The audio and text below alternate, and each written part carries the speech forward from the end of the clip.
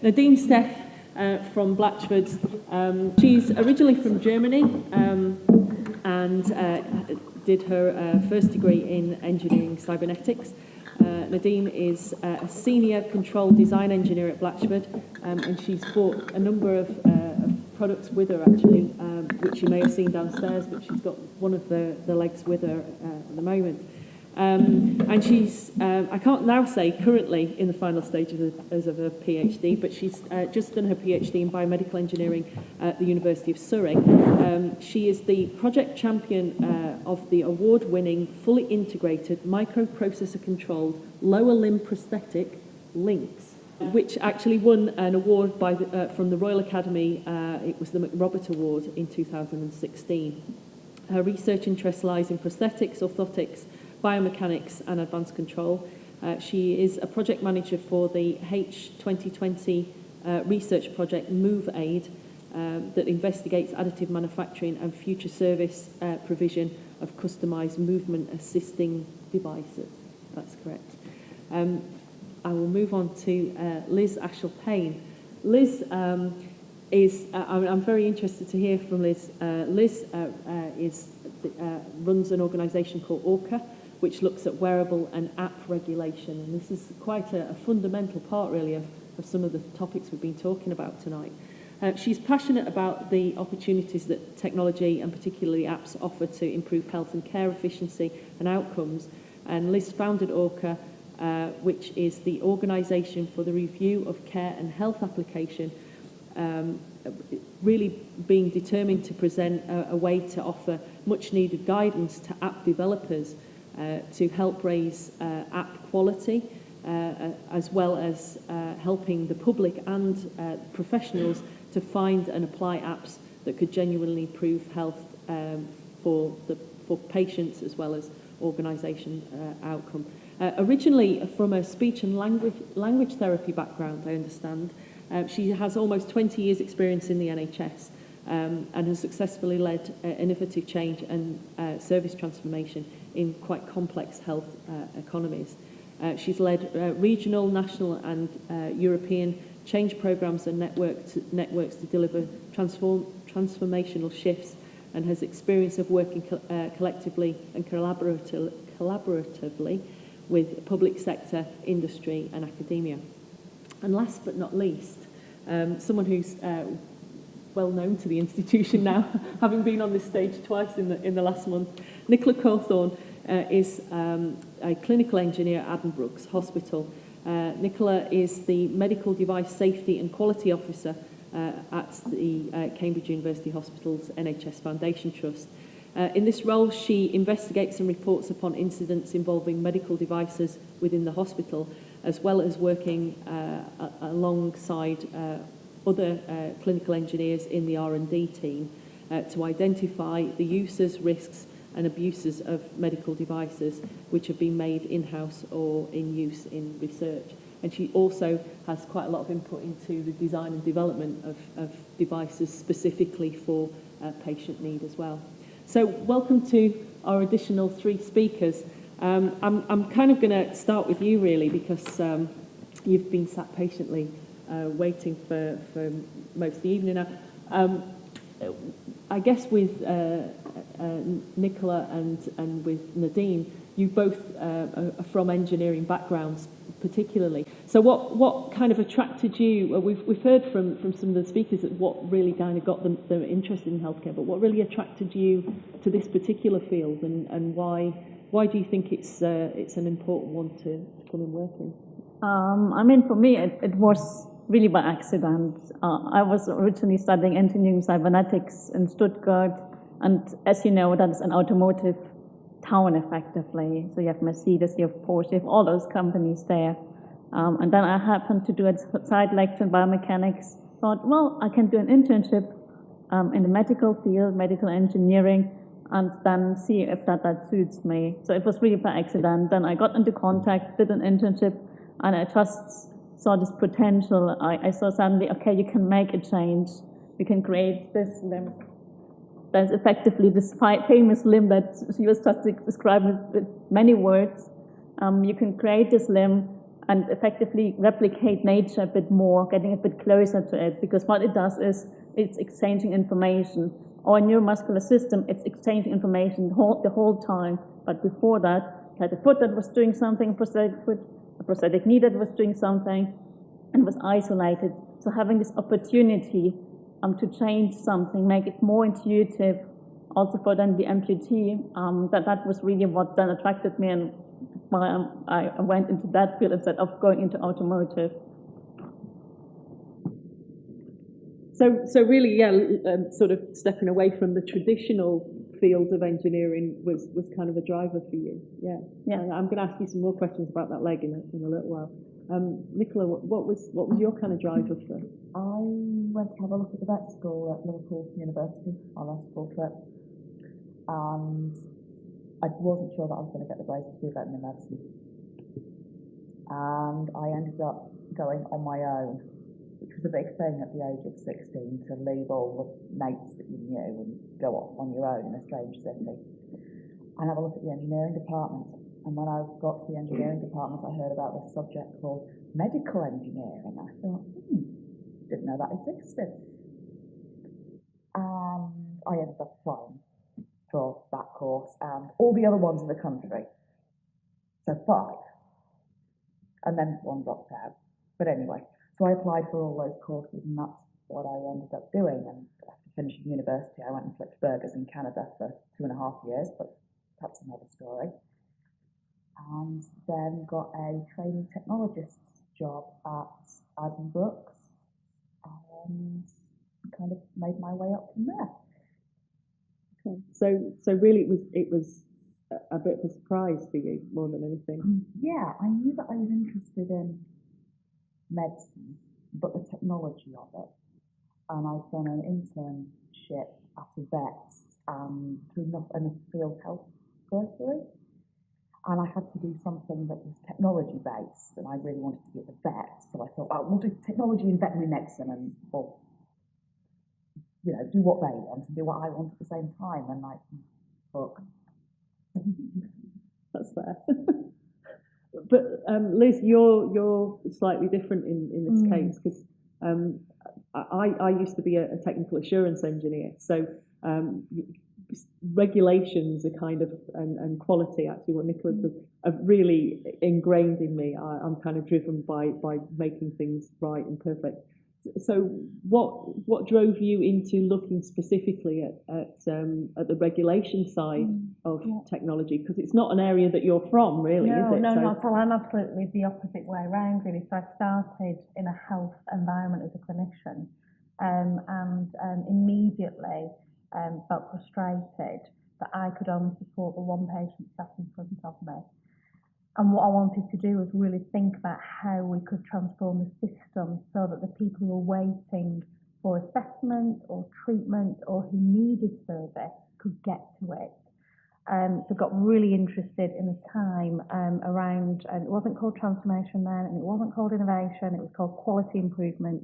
Got really interested in learning from manufacturing and lean methodologies and applying that into the NHS, and spent a long time going round services, transforming care pathways. And a few years after I've been doing that, these things started to appear in people's pockets. So I got interested in digital and technology because I saw it as a route and an enabler to transforming healthcare services. So my background was, and when I talked about what we do, it's all about transformational change. And the reason I got interested in apps is because, as we've heard earlier on, there are literally thousands of them and nobody really knows about them. And then started looking at what the problem was. Why are we not using these products? And the reason why is because of information. It's not readily available. And so from a clinical point of view, I know only too well that as a clinician, you need evidence-based. And I imagine that feels very true for you all. We're all probably evidence-based people. And there's so many apps out there. How do you not only know which is got evidence, but which is better than another one? How do you make a choice? So that's how I really got involved. And what I've had to do, although I am the founder, I have the most amazing team of experts. So we heard from Kate about some of those areas that you've got to consider when you're moving into a health tech space. I am yet to find one person who knows all of those areas, and there are many more in absolute detail. So it's about understanding where your gaps in knowledge and skill are and building a team around you, and that's how we've done what we've done. Yeah, I think that's a valid point, and maybe I can open it up to everyone else. But the issue of working in teams, engineering, as we all know, is not an area that you can just work solely on your own to solve problems. Everything has to be done in teams. We can't all know everything. But do you find that there's enough, not just people to kind of bring together to do that, but actually role models to help you, develop that and get the understanding of what's going on around you? I'll start with Gemma, actually.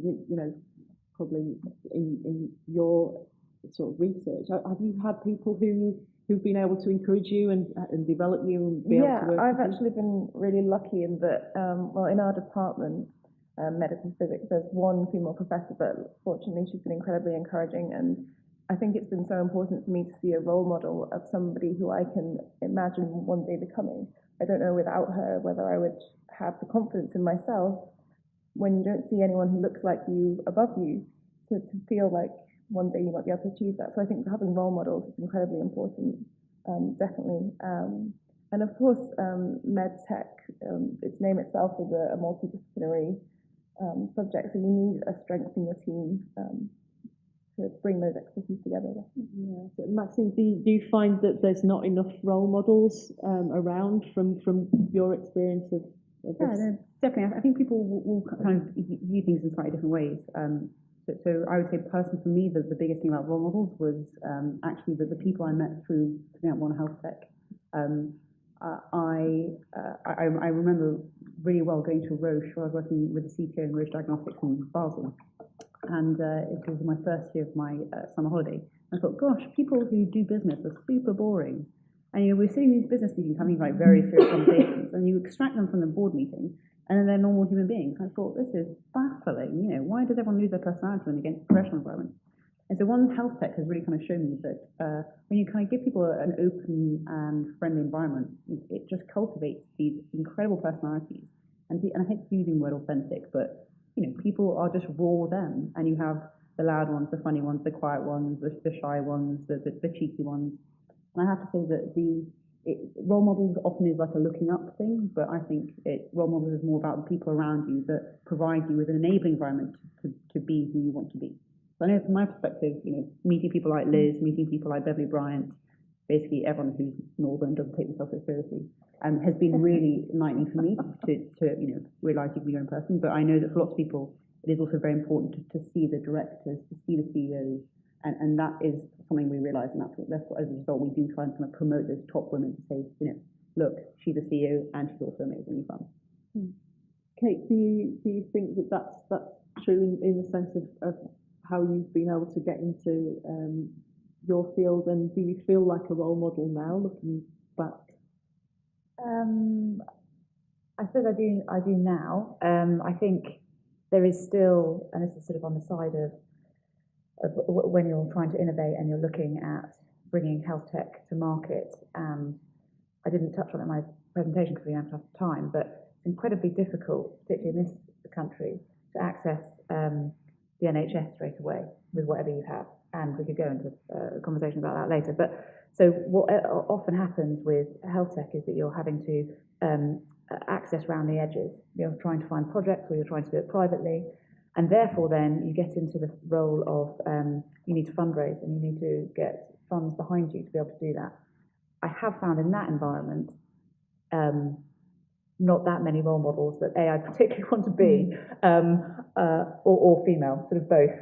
And I think that's a really key area of, maybe you could do that next. 2% of VC money goes to women, 2%. Yeah, and I think, so facing the team and working within the team, I feel like I am the role model. And then when I go out to fundraise and I'm working with shareholders and investors, I do find that difficult. I think that you've made some valid points there about building confidence. We do suffer from the imposter syndrome, I think, as women. I think, but one of the keys, sort of parts of INWED this year is looking at men as allies. And obviously we've got a number of men in the audience. I'll ask you guys first, but I think I might turn the question over to some of the gentlemen in the audience actually. But, you know, do you think that we've spent too much time sort of focusing and trying to push women when actually we need to be pushing everyone in this, you know, in science and technology, and encouraging just more people, not just actually focusing on us as women, but you know, being part of a greater good rather than you know, just being focusing on ourselves. Do you think that's what we should be doing now, or do you think we should still be trying to encourage more women? So my response is, don't get yourself pigeonholed. Don't think you can only do one thing. And actually, we're really fortunate in the world today because you don't have to be just one thing. And very few of us will start a job at 21 and do the same job for 40 years. We're in a different era, so I think it's about not allowing yourself to be pigeonholed and not pigeonholing others. Gemma, I noticed that from that photograph you put up, there was quite a mixed group in your research group. Do you find then that there's a much more sort of mix of men and women in research and academia than perhaps, say, in industry, in medtech? I don't think it's true in, well, maybe specifically medtech, but in academia, definitely it's a very, very male heavy environment. I think medical physics and medical engineering is different because it does attract women because it has, you know, a very easy way to see your application, and you're doing good, you're caring about the world.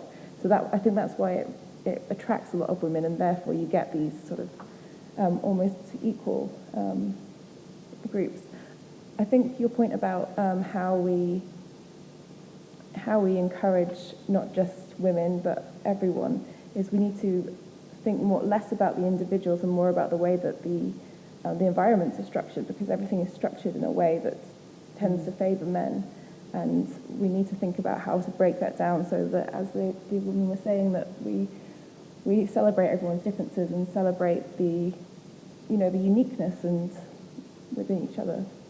Yeah, I think that's important. I think there is a culture around women in technology and certainly women in heavy engineering industries, as Nadine pointed out about the automotive industry. Very, very much a cultural environment in terms of men and women. But I find that medtech though has a much more open industry. Do you think that that's true or not? Yeah, I mean, I think there's kind of two elements to it. There is a particular quality and type and vibe when you get, 80-90% women in a room. It can be good, it can be bad. Working in L'Oreal, I spent a lot of time talking about nails and makeup. For someone who doesn't really wear, nail varnish or makeup, that was an eye opener. Just like you'll have a problem when you go into a male environment. But when we run events and it's kind of 90% female attended, there is a kind of safer space vibe to it, which I think is quite unique and quite powerful.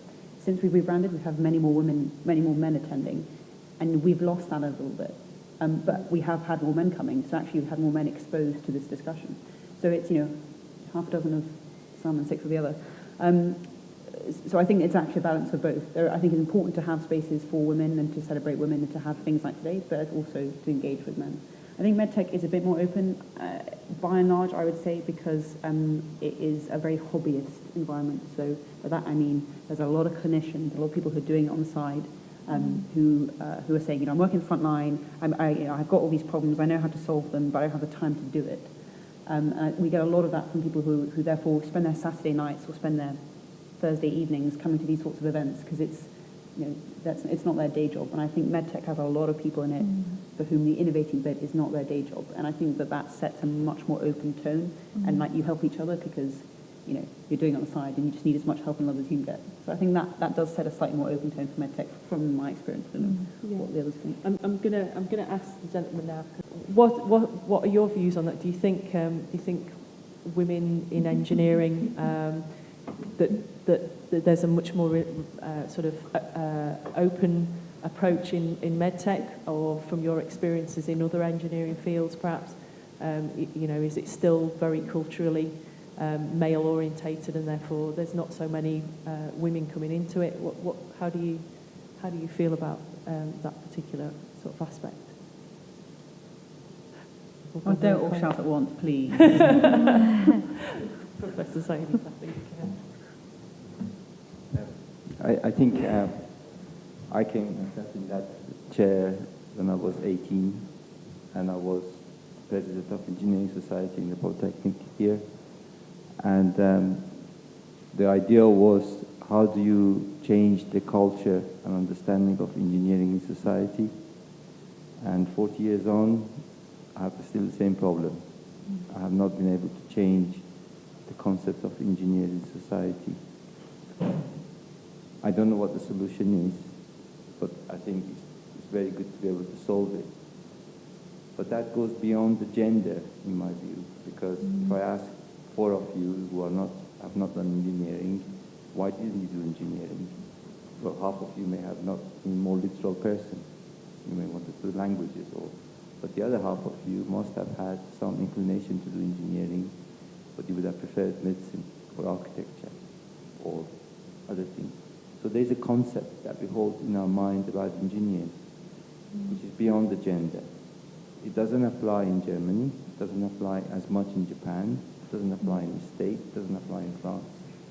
So we need to first transcend that entity which people hold, and then from that we can then start looking at, okay, why there are men and women, the gender differences and all the rest. And I think if we don't address that issue, we will get caught in the little circles, which may sound half of the population are women, they're not little, but it is circles. Thank you. Yes, I think you made a valid point there that I think we have to change the image of what an engineer actually is. And I saw a question today on Twitter about hard hats. Whenever you see women or even men represented in the newspapers or anything like that, there's usually a yellow hard hat involved. This is not what an engineer is, and this is not what a scientist. You know, not every scientist wears a white coat, and I think we have to absolutely change the image of what people are. Yeah, absolutely. I'm a chemical engineer, but I work in a multidisciplinary environment. And one of my colleagues is an electrical engineer, and he brought me over the IET magazine in the previous month, and they had gone out to, they'd approached a London advertising company, a marketing company, and they'd asked them, how would you encourage young women to join an engineering company? And they put in 6 different advertisements from 6 different companies, and I think 5 of the 6 were actually very good. I don't know whether or not anybody has access to that IET magazine, but I'm happy to scan those in and share them. Is it online? Yeah, so I would definitely recommend you go and see those and share that with other people, because I think some people are naturally going to end up in that kind of field, and others are discouraged because of the image problem. And yeah, we should be encouraging more and more to try and balance it out and try and get rid of this vicious circle. So yeah, I would recommend the IET magazine last month for methods of getting more women into engineering. Thank you. Because I think why it isn't an issue in Germany is because it's heralded as cool, right? It's actually part of the culture, as this is a real pride, and this is cultural pride. And I think in this country there is an arts bias when you're thinking about cool. And it's media, and actually, I think Cambridge University is actually doing quite a lot to try, and Oxford not so much, and I was at Oxford, but they're trying to combat that. And I think there's a media battle to be won, and that is part of the sort of Soho House one battle at a time, and actually recognising that and seeing, actually influencing those people that are in those roles, so journalists and stuff, is really important. Because I do think there is a just general, I don't know where it comes from, but there is a general arts bias in the UK. When I to attend and speak at an event, I went to somebody more senior in my department, and they said, "Oh yeah, it'll look good. You know, you could be the Equality Act." He was expecting me to be the one female on a panel of males, and that wasn't the answer. I was hoping for somebody who very publicly champions wise women in science and engineering. And I'm just going to change the subject just for a quick minute, because I'd like to get your thoughts on the medtech industry and where it might be going in the next few years, and particularly for women. So where do you see women being maybe in the next sort of 10, 20 years? Do you think that we're still going to be where we are, as has been suggested, or do you think that the medtech can lead the charge in women? That's a big question, so I'm going to drill it down into something really specific around healthcare apps. So the biggest downloader of the highest downloaded app globally is a period tracker. So and the most health apps downloaded are women aged between 20 and 35. The reason why? Because we've all got these, and that's the age that we start to think about having children. So we're actively looking for health information, and we have a phone with us. So I think that health tech is particularly being driven from a consumer perspective by women, and I think that there are more role models. I completely agree with the media thing. I sometimes worry that med, particular health, isn't sexy. And we try and work really hard to make things look sexy. I don't think we've got it yet. I'd like to open it up to the floor, really.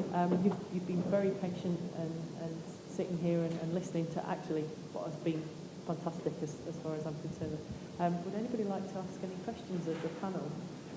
So I'm on placement at the moment, and I'm a student, and I noticed it sort of in the weird way that when I came in, a lot of the male work colleagues commented that me and my placement student were both girls, and normally they try and have one female and one male, and this was brought up in loads of meetings, so we were the only two girls, and it's sort of like, I really understand pushing women and everything, but I think sometimes it can backfire. Also, there's a question in this, but sometimes it can backfire if you make it so obvious that it is different to be a woman, then you sort of backfire, and people who don't want to stand out will sort of shy away from it.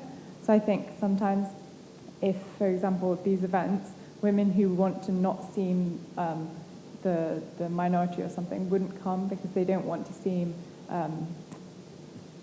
difficult, or I don't know the word. Yeah. So do you guys ever think that there's been a scenario where you've had that and you'd prefer it to sort of be not pointed out that you're a woman, if that makes sense?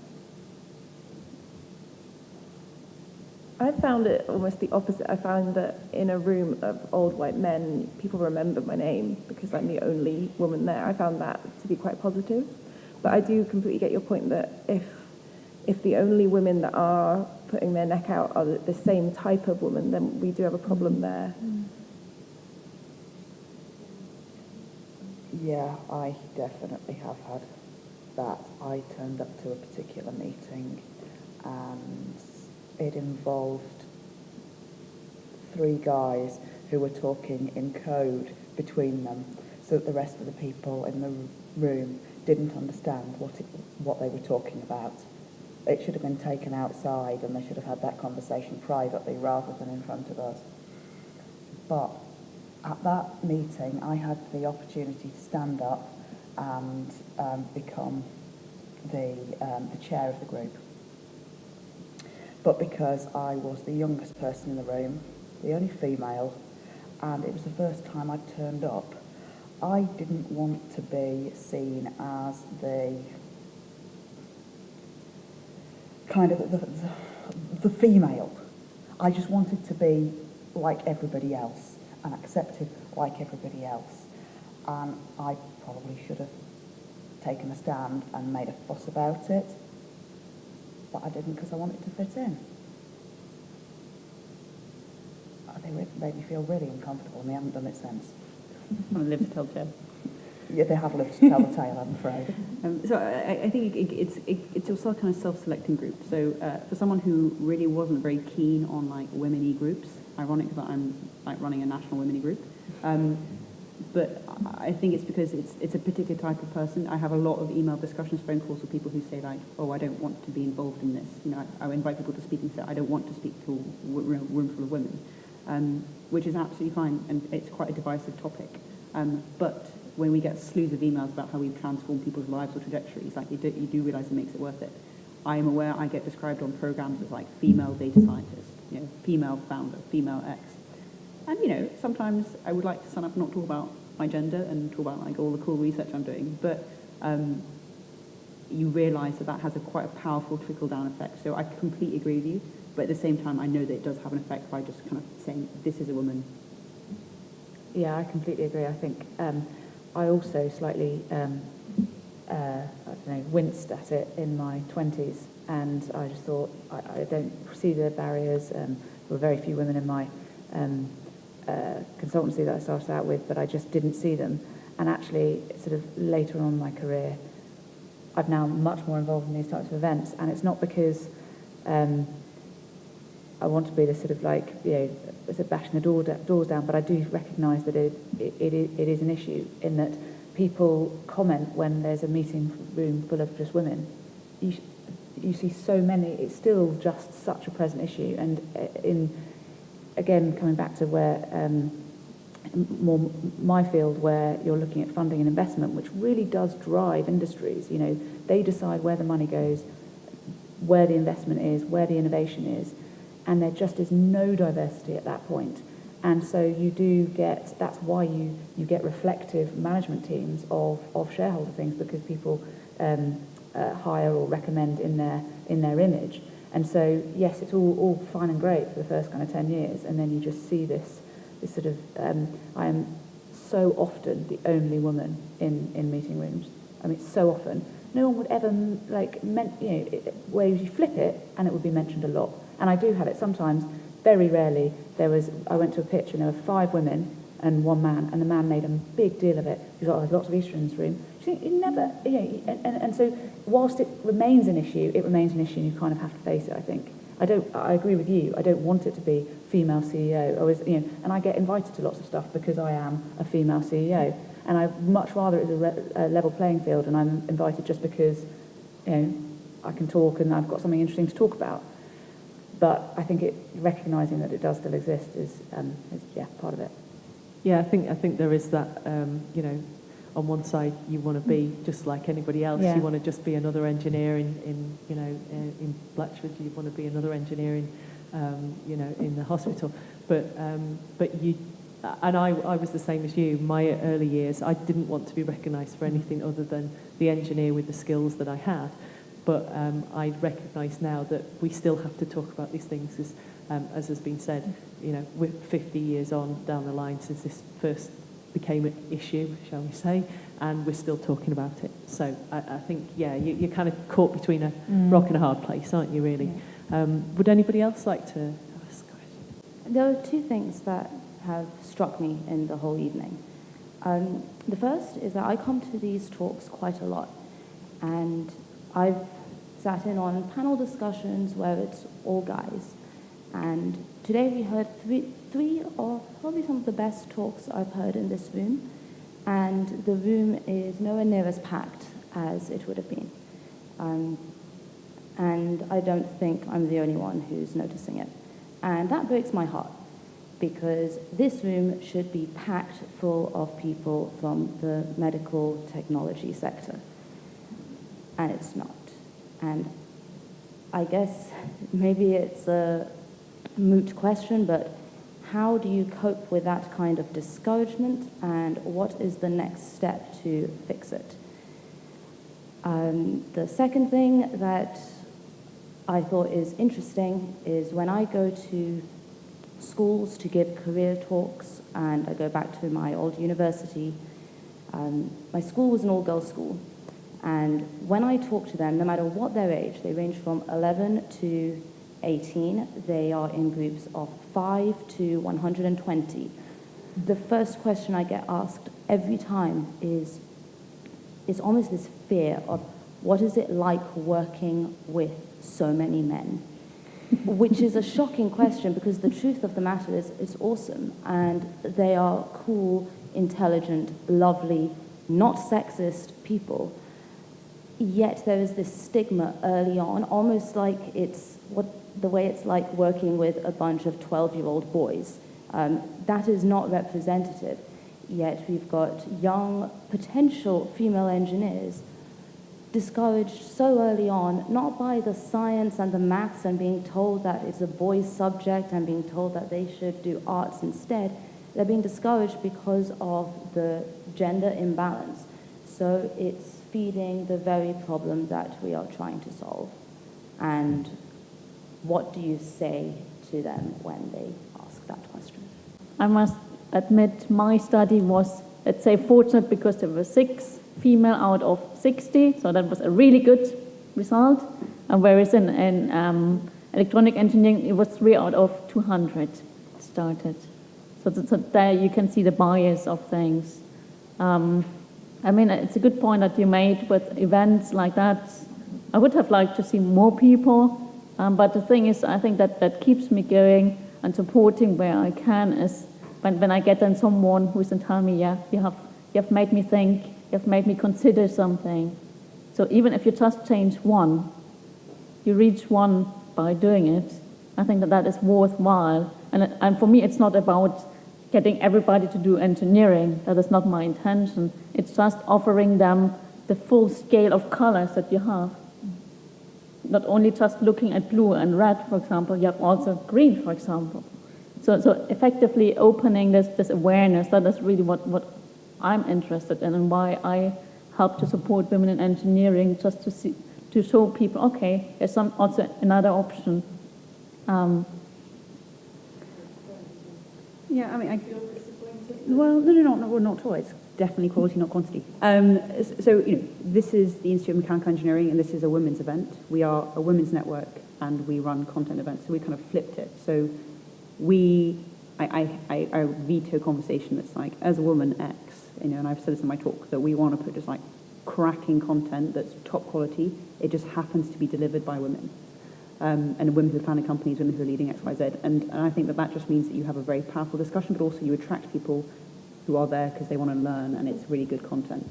I think that there's only so much you can talk about gender and sex and diversity within an organisation. So I think that this is a kind of normal-sized crowd when it's done as a Women in X event as part of a large organisation.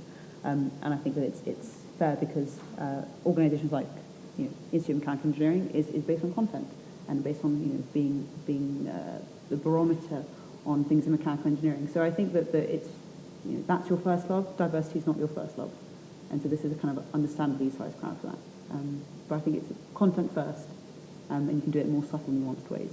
So that's a lesson learned for perhaps me in the future, that perhaps putting the word women in front of something doesn't necessarily mean to say you're going to get a huge crowd. And then just surprise! Surprise! But you're absolutely right. I think that this event is about men as allies, and actually we've got 3 gentlemen here, and that they're not enough allies here, and that's something that perhaps that's a lesson learned for me and for the institution. It is all the International Women Engineering Day. Like there is the patriarchy gets 364 days of the year, we get 1. That's fine. So I think that there's also a degree to it. Sometimes you just want to celebrate it, and that's a good thing. To your question about the gender imbalance, I think any imbalance is unpleasant. I really suffered in L'Oreal. Like, I can't talk about Cheryl Vecini Hernandez's wedding anymore. And so I think that any imbalance, either of any kind of person, I think makes for kind of a toxic working environment. So I think the point to be made is that actually like a representative workforce is much healthier than any majority of anything. I think Kate had a really good point, and it's about the banks, it's about the investment companies, it's about the organisations that fund everything else. And that's where protest or whatever has to start, because it's the banking, finance people that are stopping diversity. And if you're not getting diversity at the top, it's never going to trickle down anywhere else. That's just what my opinion is. And that really needs to change, because then we will get change all throughout society, because it's like a river, and that river feeds other streams, and this is a stream. And that's what we need to do. We need to finally break this and change it. Thanks, Aidan. That's a fair point. Do you think that the support for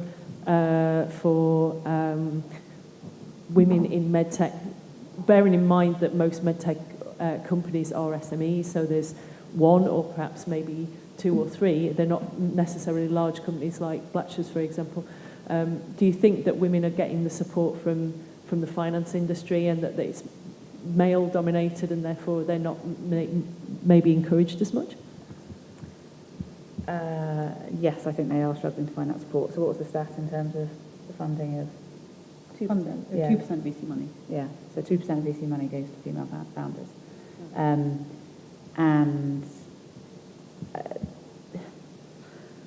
I mean, my personal experience is that it is that you kind of double up on a very male-dominated industry and of a particular culture. So it's kind of like double whammy. So the sort of traditional attributes of investment, which is ruthless, kind of hard-nosed, all of that kind of stuff, is almost kind of encouraged, and it's quite difficult to break into that, partly because they just do not see outside of that sphere. They do tend to be older as well, and therefore have tended to see success follow their traditional modes of investing and approach, and haven't witnessed, oh, if I invest in this diverse team, then I see the rewards. They've seen, the reason why they are sitting on lots of money is because they have been successful in one way or another, and therefore it's kind of human nature to repeat the successful sort of metrics that you've done before. So it is difficult to break. I'm not sure I have the solution. There are emerging venture capital funds to focus on female founding, so those in the minority women who have that financial freedom to then angel invest are trying to create those networks and to break that culture down. I was wondering if any of you have any sort of anecdotal advice or experiences of where you've had problems. I think, Nicola, you said one of the experiences you had trying to chair a meeting, but have you got any on the positive sides of ways to deal with more situations that are male-based, or where you come up against these things, of ways to deal with it and solve that problem just in day-to-day life rather than as a general societal problem? I would really like to hear the answer to that question, because on my way here I got catcalled on the street and I didn't know what to do, and I was thinking I'm about to try and give advice on how to deal with worse than this sort of thing. So yeah, I would like to hear the answer. I'd say 95% of the type of men I say type of men because of like the intellectual status, the type of men that we all interact with are not actually sexist. There's a lot of sloppy sexism, I think, that happens. So I think often if you, kind of classy way say, that's actually a little bit ye, most men are totally mortified, and then actually you have a ball in your court and you can leverage it as much as you can. So I think that usually when a lazy comment gets made, I just point it out and say, by the way, that could be taken badly, and it gets retracted. Something like a catcall is pretty binary, zero tolerance for that. I had my bottom touched on the tube 2 days ago, and I was just kind of yelled at this guy in the tube saying, "Can't believe you touched my ass, get out of the tube." The entire carriage started clapping. It was so humiliating for him. So obviously there are different ways you can deal with it, but in a professional environment, there is something to be aware of, that you have to play the game a little bit. You can't just belligerently call things out and be hostile in principle. I think a quiet word can often be much more powerful. I think that because of my age, naivety has played a big part in it. I had a very unpleasant situation the other day, which is probably the first one that is, people who are maybe a bit older will say that happened all the time, but for me, I would say naivety has just like Liz, has been a huge advantage for me, because I just hang out and do whatever I want, and and whatever comes at me, I just go with the flow. Most of my colleagues haven't made comments like that. Most of my comments, it's normal. Feel inferior to them. Yeah. You have just as much right to be in that room as everybody else does. And the imposter syndrome thing can really, really get in the way. And it can mean that you don't say the things that you need to. And it means that you don't say, no, stop, because of X or because of Y. Don't let the project go forward because you didn't stop it at the time when you knew. I've done it, and I've regretted it. So yes, stand up. You're not always going to be right. Sometimes somebody else has got an argument against yours, but don't sit there and wish you'd said it. You can always take something back afterwards. Yes. I think another important thing is if you get into a difficult situation, then try to be really technical. Just put it down to technical level so that emotions are out, and then you can catch it. If they try to do anything that you're not against it, then just technical level, and then you effectively do. You have a weapon against them, whatever they do, because that is the technical level and they can't do anything, so just drive it to that. I like Nadine's approach, blind them with science, I think is the thing.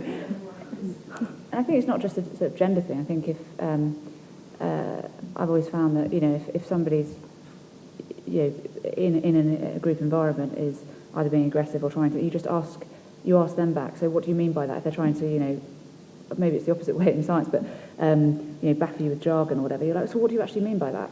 Or if they're trying to be, the leader in the room or and stop other people from talking, if you just actually throw it back to them and say, well, what actually do you mean by that? Then suddenly they have to then hold what they're trying to say and explain it. I think partly it does come back to education and culture, because that idea that I know I said before about, I'm often in the room with just men, but I don't sit there and think, I'm less. I don't actually see it as a gender thing when I'm sitting there. It's only on reflection when people comment on a full room of women. I think it's about, if you're confident in what you know and you can, you know that you have a right to be there, then I don't see why there needs to be an issue. And I think it's always, you get people being sort of disruptive and aggressive across both sexes, and I think it's partly about understanding a few tips of how to sort of manage that in that kind of a group environment. But I definitely agree with Maxine. I think often a quiet word is just easier. You just have to, you don't want to be the always calling it out, because then you can be singled out and it becomes a gender issue, and you just want to just diffuse it, but recognise it and acknowledge it, but just try and diffuse it, move on. You're good at what you do, you just, carry on. Absolutely, yeah. I think that's a good point to make. I'm going to wind things up now a little bit, because I realise that we're almost at 9 o'clock, which is pretty impressive. I've just got one question. I'm going to kind of move away from the women in engineering part now and go back to the medtech. So a quick. I know each of you are going to probably focus on your own area of expertise. So this is kind of the moment where the balloon is sinking, and who are we going to throw out of the balloon? I'd like to ask you. The medtech industry is growing out of all proportion. The number of pieces of technology that are being developed on a daily basis is just amazing. Whether that's within the NHS or whether that's in industry or academia. What do you feel will be the one of the most important pieces of medical technology in the next 20 years, and why do you feel that it's important? And keep it very short if you can. Obviously, near-infrared spectroscopy is going to save the world. So now we knew you would say that. I'm actually not going to say that, Dr. Coney. I think it's actually remote monitoring and alerts for long-term conditions. So I think that is something that's going to become ever increasingly difficult in terms of the demand and supply issue in healthcare. So I think, yeah, that'll be me. I'm going to go really sexy and say interoperability. So the ability of data systems to talk to each other and function in a genuinely scalable way.